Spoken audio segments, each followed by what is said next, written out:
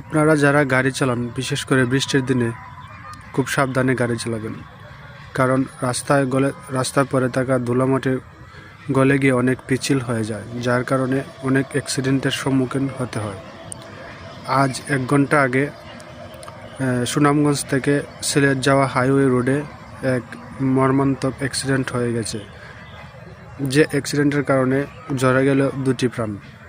মিনিটের মধ্যেই ঝরে গেল 2টি প্রাণ। একজন বেঁচে আছে, কিন্তু আশঙ্কাজনক। যার হারায় সেই বুঝে যে হারানোর কতটা বেদনা। তাই আপনাদের কাছে একটি রিকোয়েস্ট, যারা বৃষ্টির দিনে গাড়ি চালাবেন খুব সাবধানে গাড়ি চালাবেন, যেন আপনার জন্য, আপনার পরিবারের, আপনার মা বাবার, আপনার সন্তানের যেন কোনো ক্ষতি না হয়। সেই ক্ষতি কোনোদিন পূরণ করা যাবে না। তাই ভাই, আপনারা যারা গাড়ি চালান খুব সাবধানে গাড়ি চালাবেন।